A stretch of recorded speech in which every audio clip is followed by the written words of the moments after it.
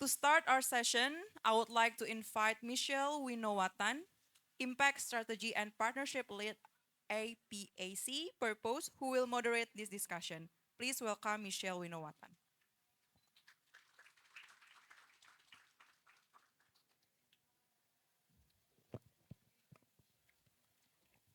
Hello, everyone. Good afternoon. It's very nice to be here and welcome to this session. First of all, my name is Michelle Winowatan.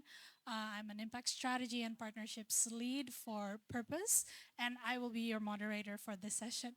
Before that, I would like to give the floor to His Excellency Ambassador Sumado Broto Diningrat to give an opening remark. Thank you very much.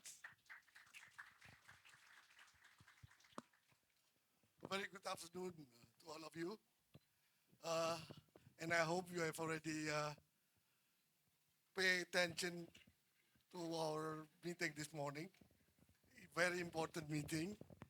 And I hope, uh, like me, you learn a lot from what has been said in that meeting.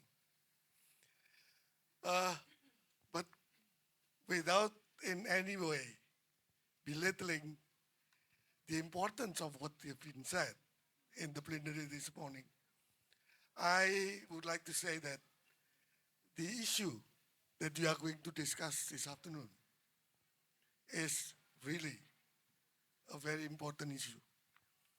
And this is for two counts. First is, as you may feel yourself,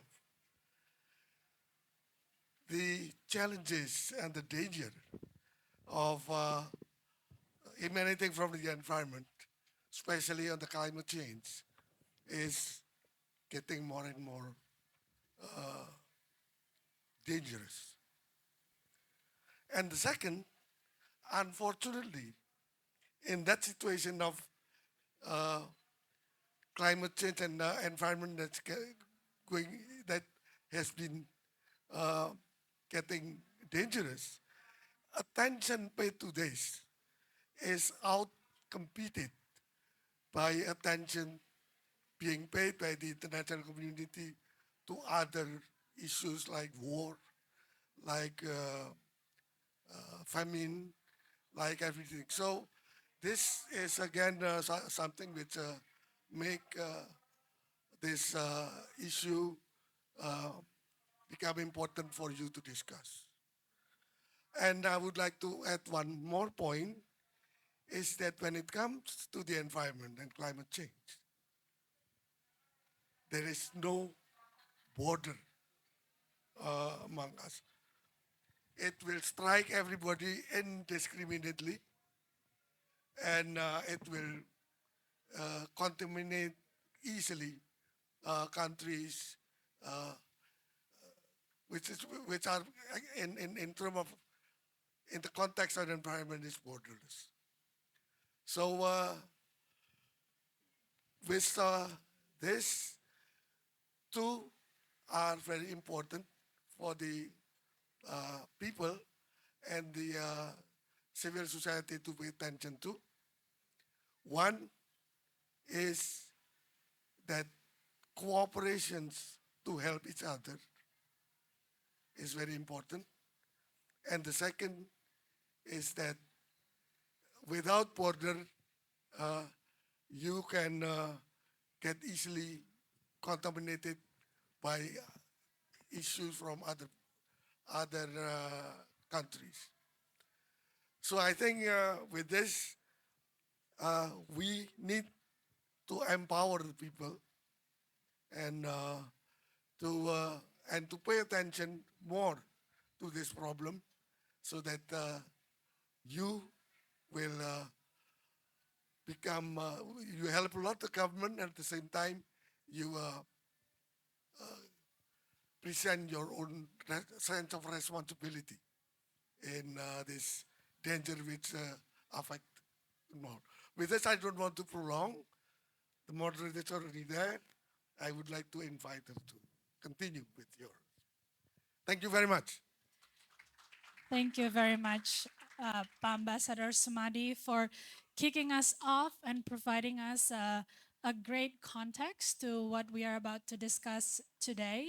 As we all know, the topic for this session is ensuring climate security for all in Southeast Asia and looking at the role of ASEAN in civil society, in particular, in making sure that we have an effective, inclusive, just climate transition. Um, so, um, Without further ado, I would like to invite our great panelists today, which has come from many different corners of Southeast Asia. They also come from multi-sectoral backgrounds, and so it would be very interesting to hear their insights and their perspectives on this issue. Because, like Pasumaria said before, climate doesn't know any border. So, a fire that happens in Indonesia affects our neighboring countries. An oil spill that happens in Singapore also affects the ocean in Indonesia. And many other environmental challenges that happen in other countries, whether it's Thailand, the Philippines, Vietnam, all have repercussions across borders. So I'm glad that we are in this forum to exchange ideas and perspectives on how together we can cooperate to tackle this challenge. So I would like to first invite our first panelist, if I can make my iPad work for me. First, I would like to invite Abe Lim, which is the founder and managing director of Responsible Projects Ventures from Malaysia. Please give a round of applause for Abe. She also serves on Client Earth's Next Generation Board. Previously, she was also a legal consultant for UN Environment Programs, Global Plastics Treaty, and she was also involved in MUDA, or Malaysian United Democratic Alliance, as a political candidate in 2023. Next, I would like to invite Mbak Gita Syarani, the head of Executive Board of Koalisi Ekonomi Membumi from Indonesia. Please give her a round of applause. Um, Gita is a lawyer turned convener working to transform Indonesia's economy through responsible bioeconomy. Through Koalisi Ekonomi Membumi, she leads a 30-plus organization alliance focused on shifting Indonesia away from extractives and monoculture industries by strengthening responsible bioeconomy value chain. Um, and then our next panelist, I would like to invite Joel Chester Pagulayan, also known as Cheng, from Climate Justice Portfolio Manager of Oxfam from the Philippines. Cheng is a queer climate activist and development practitioner in the climate, environmental, and gender justice space. He's the Climate Justice Portfolio Manager of Oxfam Filipinas. He also holds a degree in Development Communication and background in Women and Gender Studies. He's also a licensed environmental planner. So, a very interesting background. I'm sure he has an interesting perspective to share with us today. And last but not least, we also have Chu Jiahui, Research Officer of Climate Change in Southeast Asia Program of ISEA's Yusof Ishak Institute from Singapore. Um, Her research interests are in climate ambition through the studies of ASEAN countries' NDCs, climate finance flows, methane emissions and abatement, and urban ecosystem services. So you can, if you Google her, probably you can find her writings all over different platforms. So don't forget to do that afterwards. But today, I would like to kick off our discussion with a question to Abe. Um, so, as we have heard, Abe, it seems like you have these varying backgrounds, right? You've worked for the UN. You're now also in the sort of like entrepreneurship sector. You were also part. You also did some political organizing with a political party in Malaysia, right? Could you share with us your perspective on um, what is the biggest or most strategic opportunity for Southeast Asia in terms of climate? What is like the sort of like win that we need to get as soon as possible in order to accelerate climate transition? That is a very tough. Hello. I'm so sorry. I lost my voice. But to answer your question, it really depends on each and every one of our backgrounds, right? Perhaps if you're a doctor, you work on public health. If you're an accountant, you work on climate finance. But me as a lawyer, then the only way I saw it was through law, and that's how I went into environmental law and blended it in with corporate background, and that's how I felt like I could contribute to ASEAN in that aspect. Now, in a broader answer, right, what ASEAN could do, well, I'm no minister or no representative of any other country, so I say this in a very general sentence, diplomatically. I would say we should focus on our energy grid itself because when I left oil and gas, I thought waste was one of the biggest headache, right? Like it all stems down to, we have a lot of campaign on the plastic bag thing, but we all know that plastic is made out of fossil fuel, and then it goes back to fossil fuel, and then we keep saying that we need to phase out fossil fuel in the global north, but we come back to the global south. It's really hard for us to transition because of the lack of funding, just transition energy, and our loss and damage article has been delayed at COP, or financing has not been here in this region. So once you start mapping the full chain from waste to energy to climate, you realize ASEAN's problem is not the lack of ideas. It's that our growth model is still powered by fossil dependence and policy uncertainty, and also political uncertainty and lack of political will. And our fossil addiction, right, is actually the real energy security risk because as of 2023, about 83.5% of ASEAN's total primary energy supply still comes from fossil fuels, mostly coal and natural gas. That means every global price shock from the Ukraine war to OPEC decisions hit us straight through our electricity tariffs, logistic costs, and food inflation. And we're the fastest growing region in the world, but the most exposed to these shocks. And our coal plants right now are too young to die because across ASEAN, right, the average coal plant is under 15 years old, according to the IEA. And so even if our governments declare that, oh, let's all be net zero by 2050, many plants are locked into 20 or 25-year financing cycles. And unless we get creative through the Just Energy Transition Partnership, or also we call it the JETP, or carbon buy downs, for example, we'll still be burning coal in the 2040s. And one last one, air pollution. We spoke about it, transboundary issue, big thing in Southeast Asia and ASEAN itself. Yes, we have the Transboundary Haze Act, but who is enforcing them? We do not have an ASEAN court like the EU. We do not have accountability at the moment. And in 2021, about 630,000 people in Southeast Asia died from air pollution exposure. And in Jakarta itself, dirty air costs around 2.9 billion USD per year, roughly 2.2% of the city's GDP. And it claims 10,000 lives annually. When we say energy transition right now, right, we're actually just talking about saving lives and cutting hospital bills. It's not benefiting capital or whatnot. It's literally public health. So demand is outpacing clean energy at the moment. I'm gonna wrap up. And electricity demand in ASEAN is projected to rise. And but without better grids, even the best solar project is still just a paperwork thing at the moment. So I'm gonna stop here because it's a long chat on energy transition. But I would say ASEAN's problem would be our energy grid at the moment. Yeah. Thank you so much, Abe, for that. I think you're right. This is $1 million question, right? Like we need just a whole conference just to discuss this question.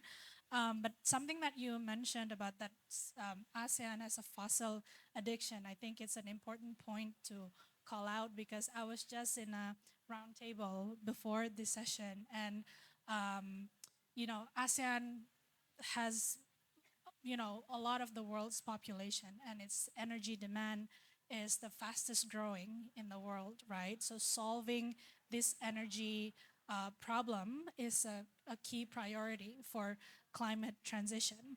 And I think it gives us a good segue to my next question, which is for Geeta, around the natural capital that ASEAN has and how we can leverage that for climate transition, right?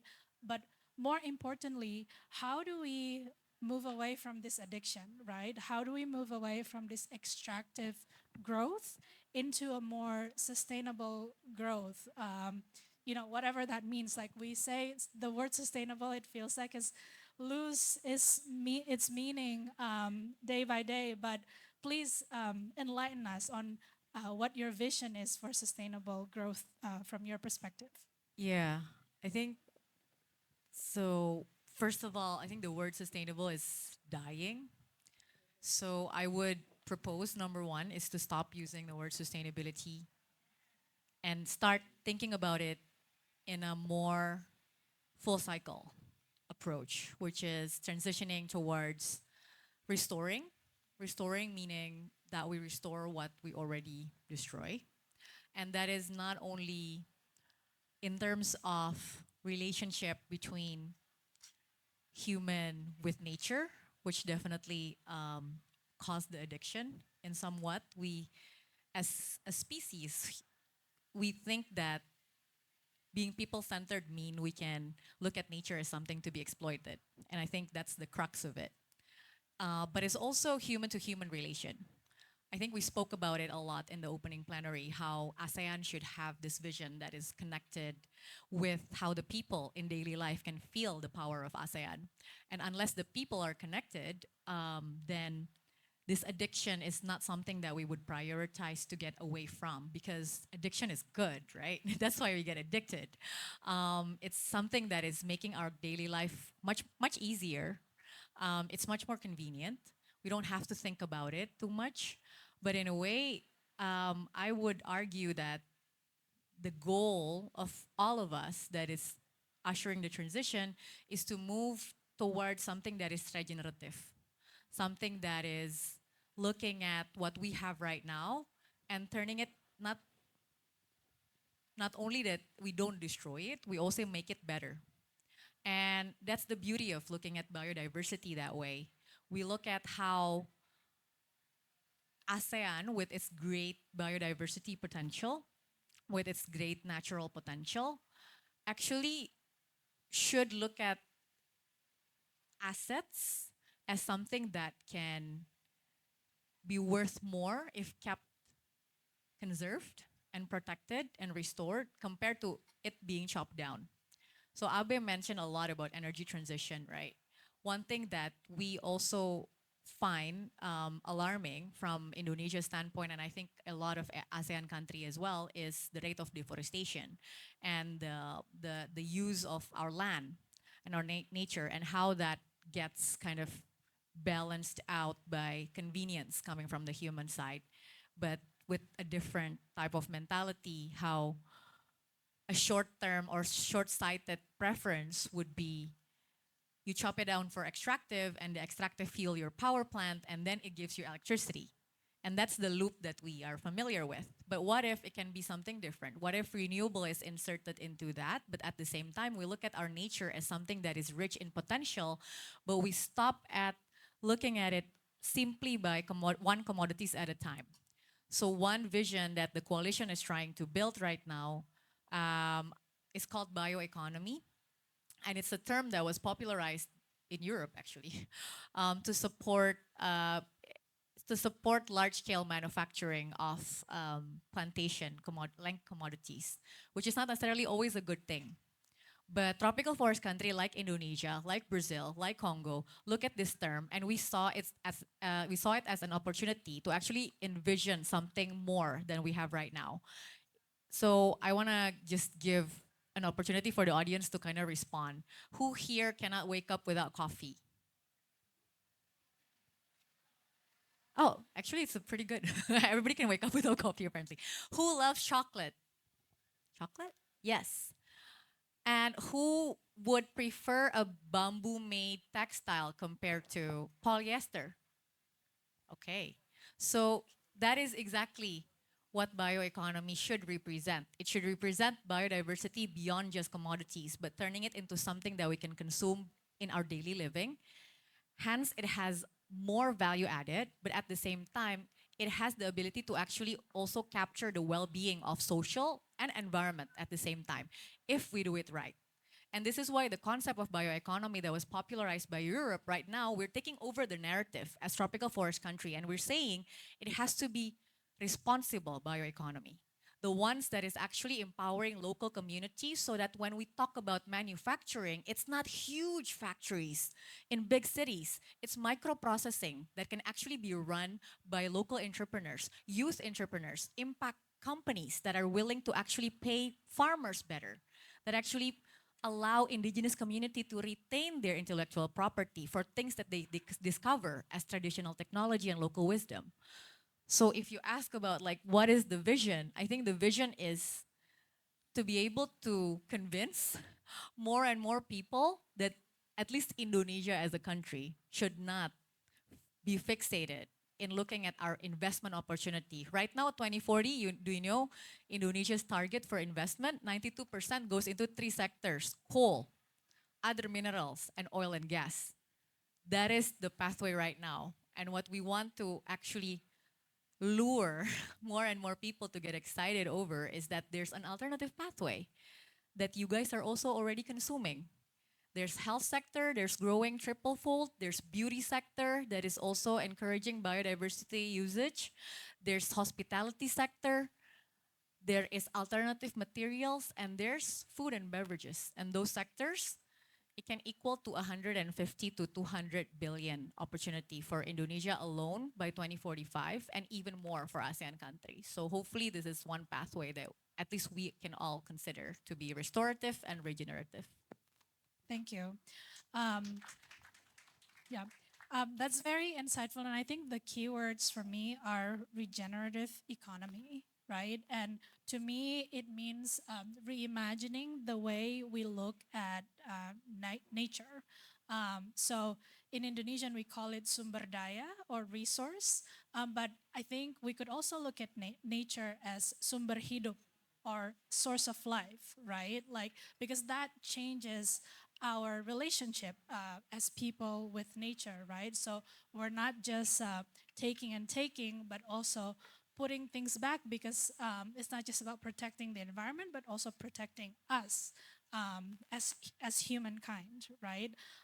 So that's a very interesting vision, and I would like to get into it a bit more. But I think I want to ask a question to Cheng, right? Because we recently we talked about um, looking at the economy in a different way, making sure there's benefits, economically, but also socially and environmentally. So, in your work, working on climate justice, right? This is sort of something that is very abstract, and I sort of work in climate justice as well, but still struggle to operationalize it and make it real and make it easy for people to understand how important that is. So could you share with us, right, like in the context of Southeast Asia, what does it mean to have a just transition? Yeah, I think you've talked a lot about biodiversity, like in the energy transition, and I think we need to look beyond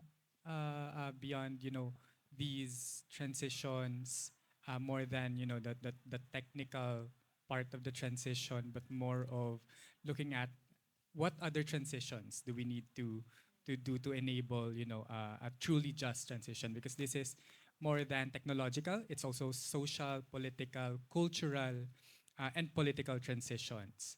I'd like to put emphasis on the social and political transitions, because the climate shifting from a very extractive to regenerative economy would also mean we need to shift, from a very centralized system. For example, in our energy systems, that we have a main grid, we have all these centralized systems to a more decentralized, putting, people. This is ASEAN for the People's Conference. Putting power more to the people, making them, manage their own energy systems, manage their own resources, and in that way, because they also have their indigenous and local knowledge systems that they could leverage, to enable a more regenerative economy. So that's one transition that we could look at in terms of governance. How do we put more emphasis to the people, locally led actions that are actually responsive to the crisis that we are facing now. Another is on just transition also talks about a political shift and an economic shift. Uh, Looking at we were talking about one of the goals of ASEAN is on economic growth. Maybe we could also shift a little our our metrics of growth.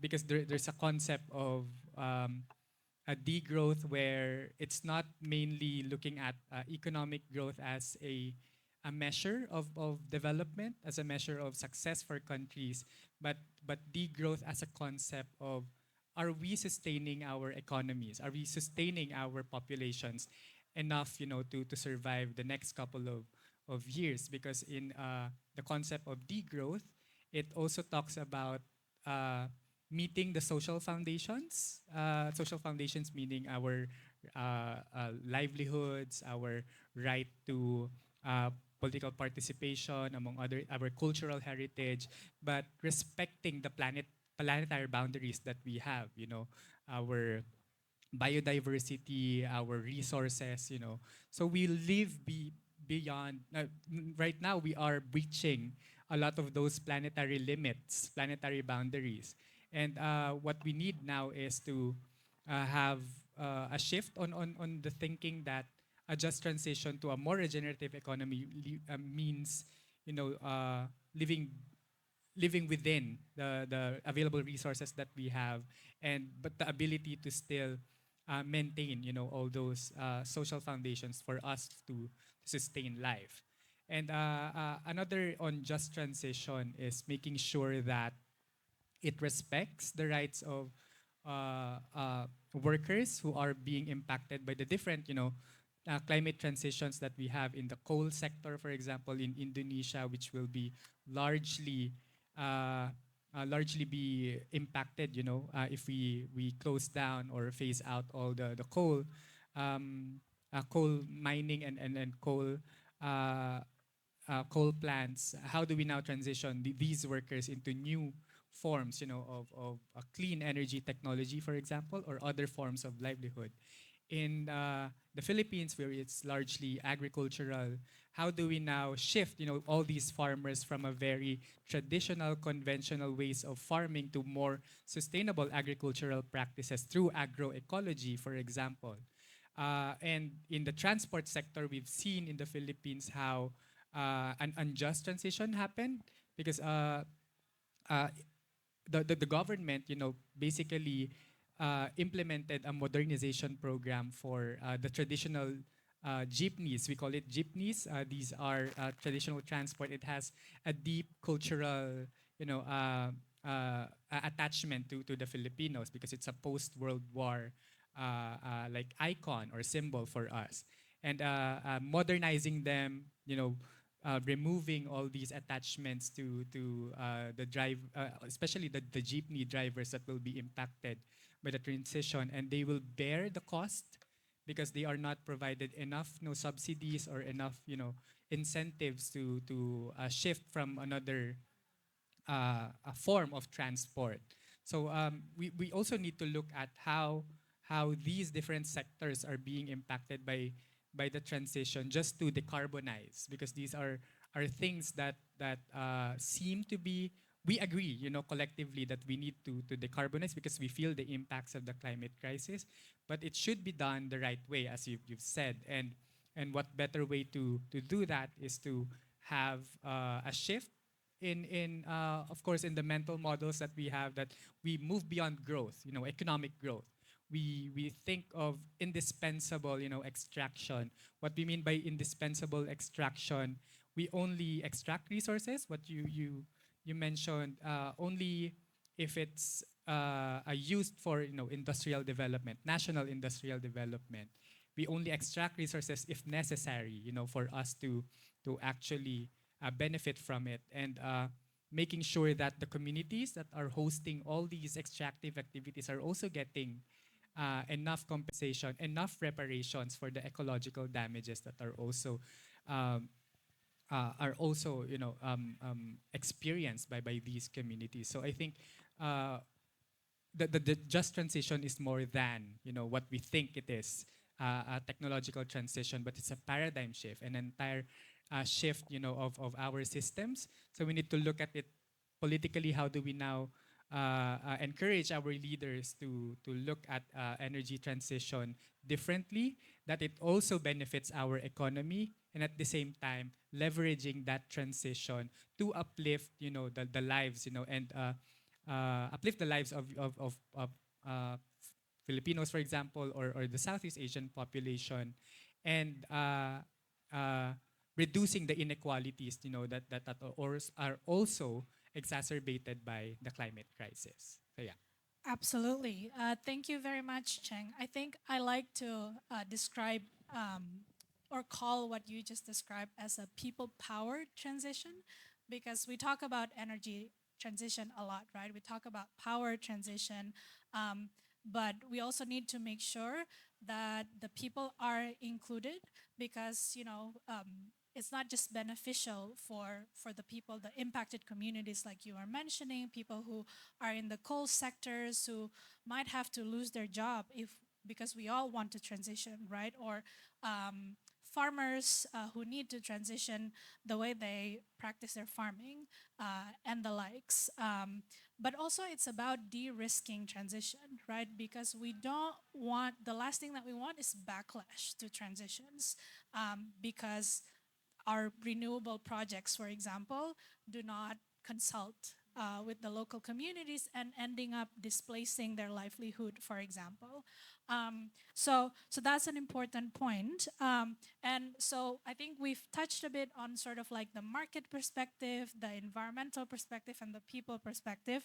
Now, I would like to move to Jiahui to maybe share a bit around the governance perspective, right? Like we are looking at the upcoming COP30 in Brazil, right? And you have been studying the nationally determined contributions of many different countries. So um, we would like to hear your assessment, right, on where we are. Do you think ASEAN is doing enough? Are we ambitious enough, or not? And where are the gaps? And what do you think we can do to, if we need to raise our ambition? Sure. Thank you so much. Yeah, so just to give some background, NDCs are nationally determined contributions, and they are each country's self-determined climate commitments under the Paris Agreement. So since the Paris Agreement, each country is tasked with producing an NDC and basically outlining its climate strategy for contributing to 1.5-degree targets, right? And these NDCs are meant to be living documents, and they are meant to renew or be revised and improved upon every 5 years. So this year, 2025, is the deadline for the current revision of NDCs. And so far, out of all of the ASEAN countries, only 2 of them have submitted their updated NDCs, Singapore and Cambodia. So that's where we're at now. But I've been looking at NDC since 2022, and at the time, I was interested in looking at how ASEAN countries increase their climate ambition with each cycle of the NDC. But also, what does climate ambition mean? usually when we look at climate ambition, we are thinking about like the economy-wide target, like how many percent of emissions reductions do we want to get by 2030, for example, or do we have a net zero target? And that's really important. But I also, by studying this, I found that there's also other ways of enhancing ambition. So, for example, at each sector level, you can set new sector targets for example, energy, agriculture, manufacturing and industry. And you can also, in your NEC, you can specify more actions that you want to take. And I think this strategy has been quite favored by ASEAN countries so far. They may not have, the confidence to set very highly ambitious economy-wide targets, and this could partly be because they know that, or they think that they lack the climate finance necessary to achieve those targets. But by incorporating more sector-based targets, which many ASEAN countries have done, they have targets now for example, renewable energy targets, energy efficiency targets.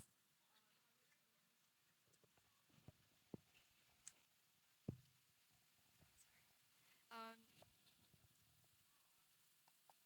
testing targets to reduce deforestation, for example.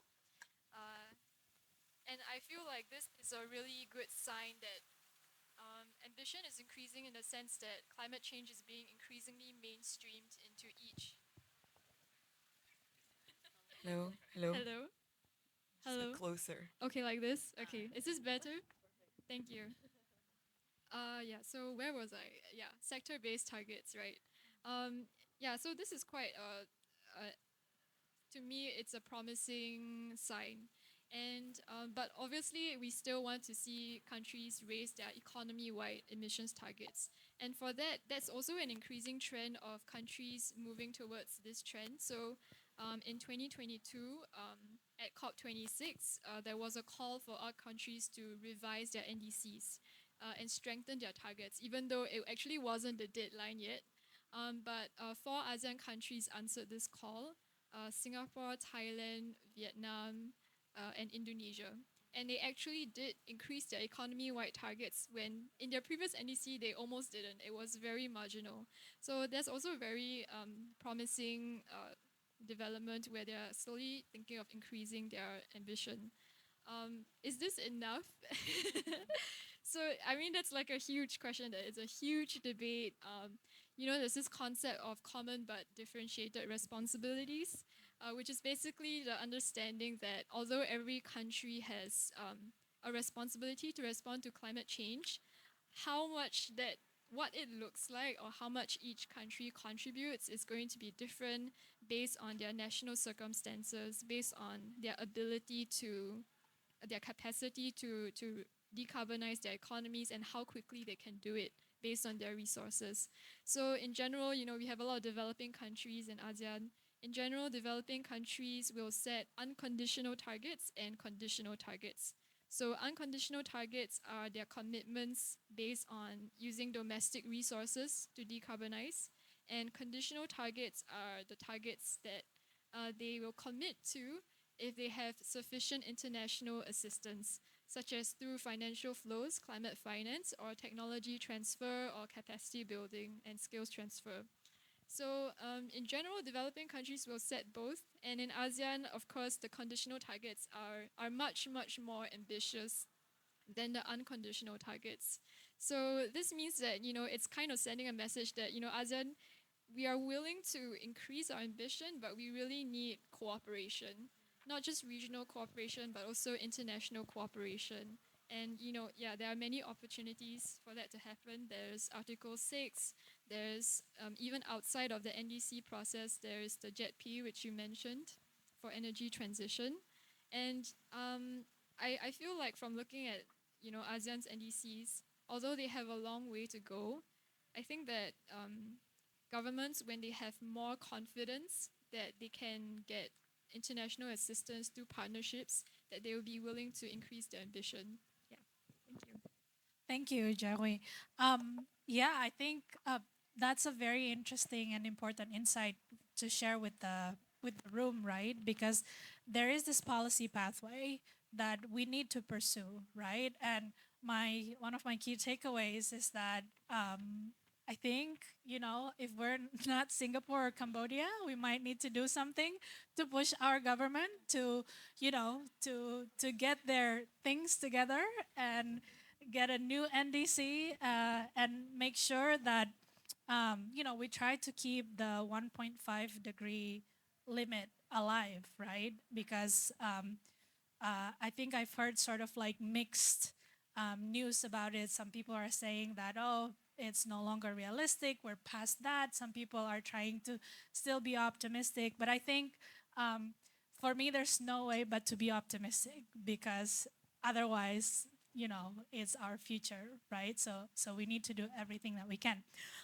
So I would like to open the floor for questions. So we have our discussants here present. And I would like to, do we have Joya from Action for Change in Southeast Asia to start us off with question or comment? Yeah. Yeah, thank you so much for your insights and input. We always say that there is no climate justice if there's no social justice, but too often our net zero just transition strategies are fixated in technocratic solutions, and sometimes they create new inequalities. They can result in environmental degradation, deforestation, as mentioned earlier, and it can also result to displacement of indigenous communities, especially that some of these large-scale projects are in the ancestral domain or in the indigenous land of our indigenous people. For example, in Mindanao, there are Bagobo Tagabawat tribe. They are displaced to make space for a geothermal plant in Mindanao. My question is, how can we make sure that in achieving net zero or the just transition, we don't add to the ongoing and overlapping marginalization of the indigenous people? Thank you. Before, I think we're gonna collect the questions or statements before we the panel gives some response. The next discussant that I would like to invite is Ilham Maulana from Generasi Energi Bersih. Okay, thank you, Michelle. I'm Ilham from Generasi Energi Bersih, that community focusing on energy transition and also the sustainability. We are working in the grassroots. In many discussion about the energy transition and also climate crisis, the language often sounds very technical, like something that belong to the policymakers or expert and also the people in the high level rooms. But for us in Genbi, we believe that energy transition and climate justice cannot be achieved only through the policies or the report. It must be built by people power. In Indonesia, we see that communities are already living in the reality of the climate crisis. We are impacting day by day, and we work to bridge the gap between our vision and reality in the grassroots, that not all the people's the understanding about what is situation now. Uh, at Genbi, we work to turning big climate concept into the local action. So that's why this is a very challenging for us. In Indonesia, we are archipelagos countries, so we have so diverse culture, and also we need to so many strategic to make the people in line with this effort. But we believe the people is key point in this movement, because when people start to believe that their daily choices matters, that is when culture shift, and I believe the political ways will also follows. My question is that any suggestion that how we can, as a South Asian civil societies, create a stronger and more continuous collaboration platform beyond the conference? to ensure that grassroots voice, people movement, and citizen action are truly shaping the region's policies towards a just and secure the transition. Thank you. Thank you, Ilham. And then the next one is Carmina Gabriel Villena from Institute for Climate and Sustainable Cities.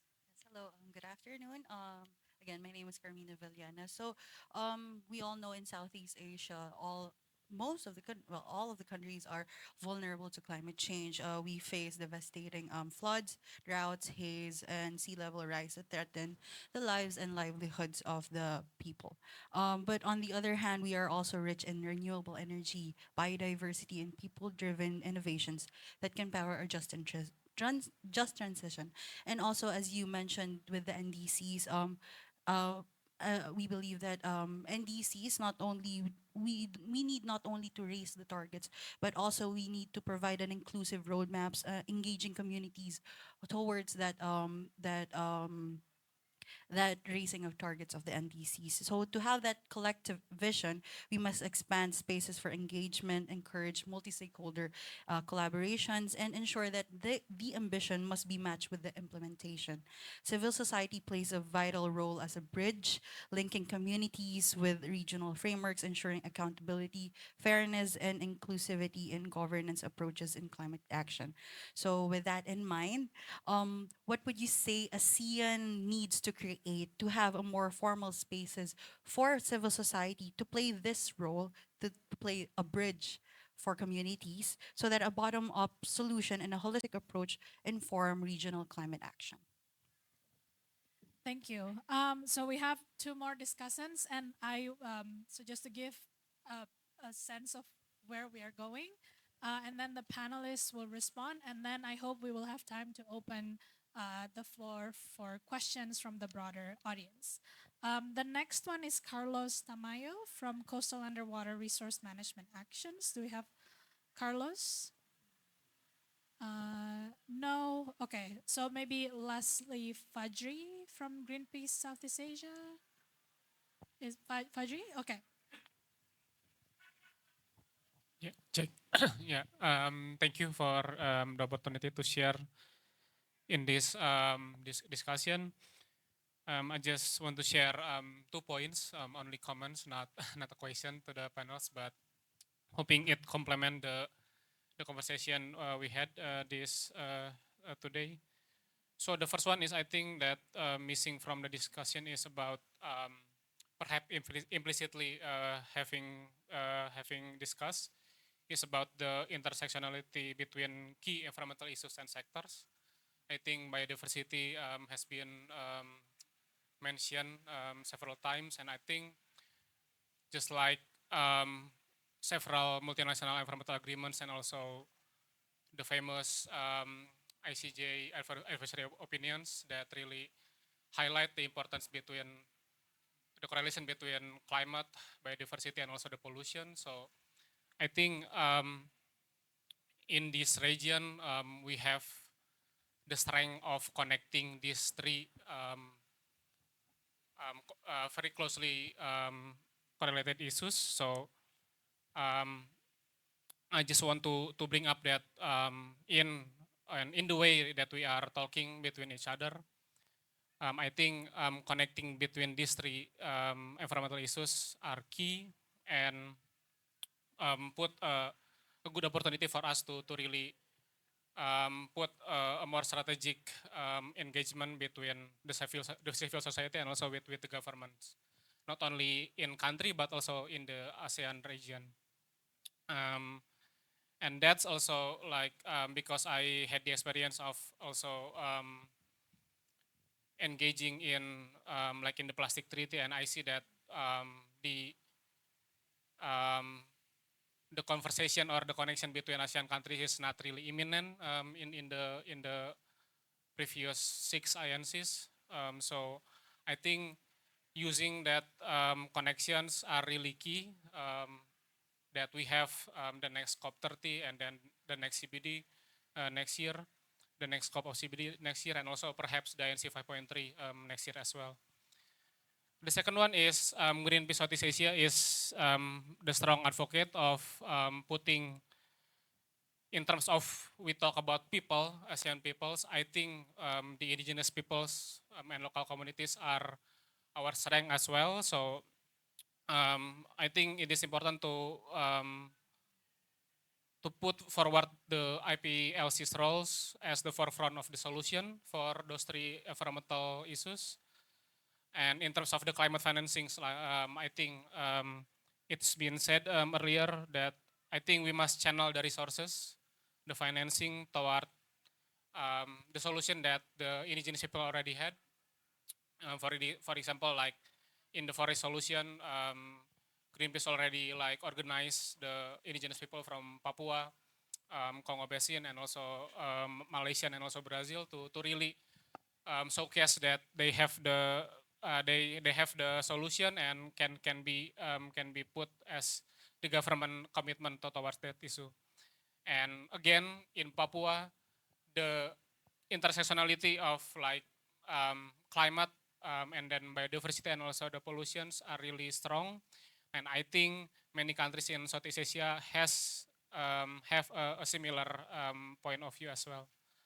So those two things, intersectionality and also the IPLC's roles, are my two key recommendations in this session. Thank you. Thank you, Fajri. So I think I summarized three key points from all the responses. One is around foregrounding indigenous community in climate transition.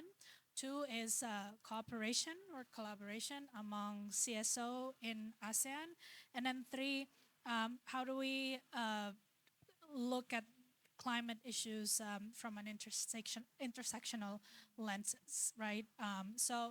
Yeah, feel free to respond to one or all of the points. Who wants to start? Okay, go ahead, Abid. I think from Energy Energy per se, we have the same problem in Malaysia as well. Pretty sure in Philippines, where we realize that the longer we work in the climate space, the more apparent we know that awareness is an issue in Southeast Asia. If people don't know what's happening, if people don't know what the options are, if people don't know what they want, they can't demand for it. And that's how politicians take advantage of it, right? To not speak about climate reforms, to when, if you see on the news, oh, banjir ke? Like, why is it flooding? And the answers they give are variety. One, it will be like, oh, God is trying to tell us something. The other one will be like, oh, the science, which is good. So awareness and communications is clearly an issue, and that's why myself, we try to work a lot on the narratives in climate. Singapore is doing a good job, despite being the smallest country of the bloc, and bridging the gap. And then we go to politics, right? And I know we're not supposed to talk about politics, but we need more young people in politics, because climate is a generational issue, unfortunately for us. It only appears now in a more apparent way. So when I was in my family business, which is in oil and gas, 7 years ago, I told my dad, like, hey, I think we should transition, into renewables option and all that. He didn't budge at all. He's like, I've been doing this for 40 years. What are you talking about? How are you gonna make money if I pump in this much in R&D? But right now, because of media, because of the ESG on the carbon stock exchange and all that, they're slowly trying to lean on it. But it's a bit too late now. So we need more young people to just start doing something. Yes, we can have a lot of these forums. We can have a lot of discussion, but we need to start organizing. We need to start mobilizing. We need to start walking the talk. We need to, for me, from the capital side, I would leverage whatever I have. I would utilize whatever capital we have. And for Gita, it will be a different aspect, and for him, will be different as well.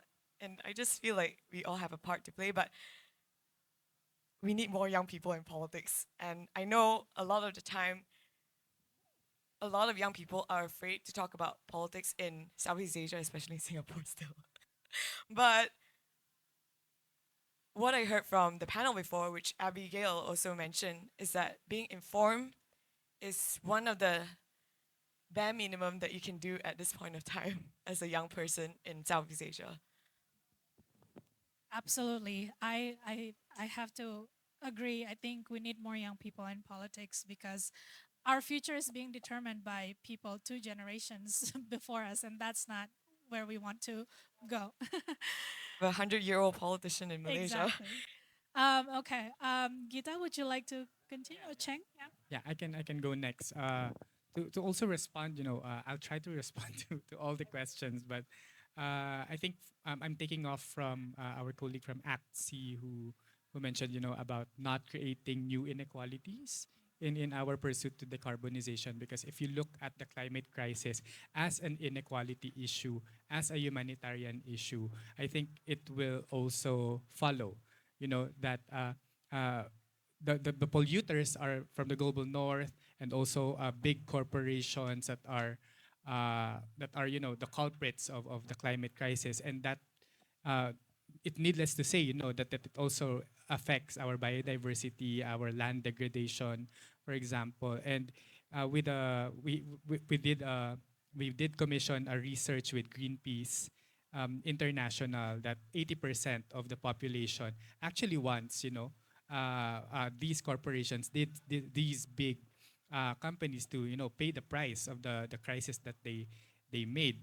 And if you look at that, that inequality as an issue, I think it will follow, as I've mentioned. And how can we better, collaborate now that we have that awareness, now that we have that understanding? Because these corporations also built a narrative, as you've mentioned, around, that the climate crisis to avoid, getting it, making it worse, is we have to change our lifestyle. Very individual change that they want us to happen. But what they fail to mention is that they're behind it. And if we collectively, organize ourselves, collectively collaborate with one another, instead of focusing on individual changes, can definitely move us a bit. But if we want to more radically change, the system, or shift, the system, is if we organize ourselves, we mobilize ourselves, and collaborate with each other, as we've been, mentioning several times, and in the ASEAN, I think what we need to create is that platform of collaboration with the civil society organizations, with grassroots organizations, with communities. Those are not organized in the communities need a space in the region, because we don't have that multi-stakeholder mechanism for now in the ASEAN. But we do have at the national level, we do have at the global level, but in ASEAN we don't have that yet. I think that's something concrete that the ASEAN as an intergovernmental body could do, a multi-stakeholder platform where every one of us has an equal voice, an equitable, role in our decarbonization goal. Absolutely. I like to encourage people to move beyond the individual to the communal, because like collective power is how we make change, right? We start with the individual but don't stop there for sure. All right, who's next? I can jump in a bit. So I think I would add on to what was being said in terms of looking at our own like division of role, right? Like this panel, the title is calling upon civil society organizations, and it's calling upon people. But for me, a lot of the time, the bias that we have among ourselves tend to put us in a very boxed category. So when you mention the word CSO, you'll think about like demonstration, and it's like protest, and you're not providing solutions, and you're just marah-marah in bahasa Indonesia. You're just angry all the time. But what if we can look at the term and like be free from labeling ourselves too much? When we call upon civil society, then it's basically one of the study that we did a couple of years ago, categorize civil society, for example, playing for 4 different roles. You can actually become the watchdog because that is your role, and you pinpoint what's wrong, and you back it up with like science and study, and that's your role, and you amplify it so more people understand. But there's also the bridge builder, the one that are actually working with the government, that cannot say controversial things because they are providing technical assistance. I know a colleague that works with local government, with national government. I know you're smiling. I'm also like that. So we need to be very polite and we need to actually maintain a relationship, but doesn't mean that we want things to be the same, right? And then there's the third that is actually working with communities on the ground, like voicing out the voiceless and basically building solutions from the ground up. Then there's other segment of civil society that focuses on actually building narrative and amplifying message, and that is their core. Of course, they're not working at the grassroots community because their job is to amplify. Most of this organization is actually linked to different types of media, homeless media, traditional media. So what I am observing right now is majority of the movement are not as effective because we fight among those four categories before we actually solidify a plan to tackle something else that is very urgent, which is the transition itself. So I guess the call to action in terms of partnership is just being honest with ourselves and the role that we're trying to play and embrace that role to the fullest with a decency to also recognize others that are playing a different role. It looks different, they talk differently, they care about maybe different issue, but it's not as if they're painting a different future. And this is also, a tension that what you mentioned about how are we going to plan this transition without eliminating rights and talks about communities on the ground, nature, and things like that. Well, another call to action is to look at this as a place-based experiment. It needs to have regional specificity at the smallest scale. It needs to actually look at experiments in sub-district, in district, in villages, in municipalities as our, I don't want to say playground, but it is a playground. It should be a sandbox of us actually experimenting things, building this future that we've been talking about, but actually doing it on the ground. And that's what we're doing in our coalition. It doesn't cover the entire Indonesia. It covers like 7 different places. But at least from the 7 different places, then we can really understand what the cooperatives are feeling on the ground, what the local communities that are producing the coffee, what do they feel? What are the entrepreneurs? The impact entrepreneurs and the entrepreneurs that are big, the large off-takers, what are the financiers thinking about it? Not until we actually look at it as a very specific experiment, I feel, that we can literally see the future that we want. Because otherwise, it's just imagination. And when we don't put it in practice from now, we lose sight of what matters and do not let the perfection hinder our own progress because we want everything to be perfect from the get-go and then we ended up fighting each other along the way. So please just do things, I think. Thank you, Gita. I'm glad you said that because someone once said to me that there's a role for everyone in the revolution, right? So I'm not trying to provoke anything wild here. I'm just trying to say that the CSO sector is not a monolith. There's a variety of different initiatives, but the key thing is to collaborate, right? To support each other. So, Jawi, final Testing. words from you. Thank you so much. Yeah, just for the question on just transition, you're absolutely right that even though green industries are growing, there is also environmental impact from those green industries, right? From the mining of critical minings, from the development of infrastructure and like geothermal, like you mentioned. So I think we need to send a very clear message to our leaders that just transition, the just aspect of it, is not an afterthought. It's not something that's nice to have. It is absolutely essential for the success of low carbon transitions. And when you have projects that are, maybe it's a renewable project, but it leads to local community displacement. It doesn't have cooperation of local communities. That resistance is actually something that leads to significant project risks. And there's also research to back up the fact that, from examples from other countries, if you try to enact a policy that's climate focused, like a carbon tax, if that policy is not progressive, if it leads to some vulnerable groups falling behind, then those groups will, it pushes them towards something called green backlash, which is when, they oppose more like stronger climate action because they were left behind and they don't see how the impact of the climate transition benefits them. Yeah, so on the next question about grassroots action and how CSOs can have a stronger bridge between the people and the government, my suggestion is to look local, like your neighborhood. Just see what your state is doing, what your city is doing, maybe even what your barangay is doing, how it's being affected by climate change. Because people might not be experts in renewable energy and they do not know what an NDC is, but they are experts in what's going on in their neighborhood. They're experts in their lived experiences of climate change. They know that food prices are increasing. They know that extreme weather events are becoming more frequent. So can they tie this to then their local governments? What's their mayor doing? What's the city government doing? And I think making that connection is the first step towards mobilizing local action towards like higher levels of political engagement. Yeah, and then also for someone mentioned about more formal spaces for CSOs in ASEAN.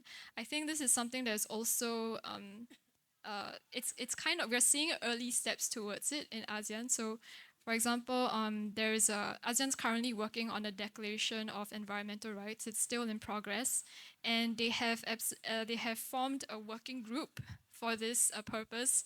And one of the sections of those working group is actually specifically for CSO representatives.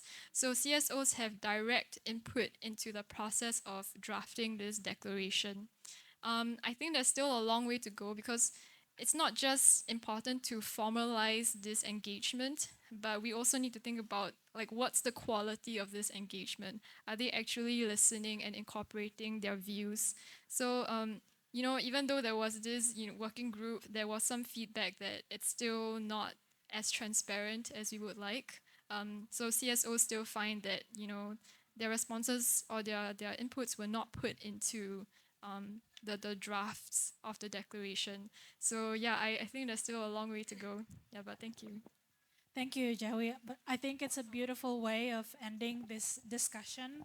I agree that the just aspect is absolutely essential. It shouldn't be an afterthought, and we need to connect climate to lived experiences because the people in our region have experienced the climate crisis is the present. It's no longer the future, right? So making sure that there's awareness, that there's action is very important. We are actually over time, so unfortunately, I have to wrap this up. But please give a round of applause to our panelists today for the insightful conversation.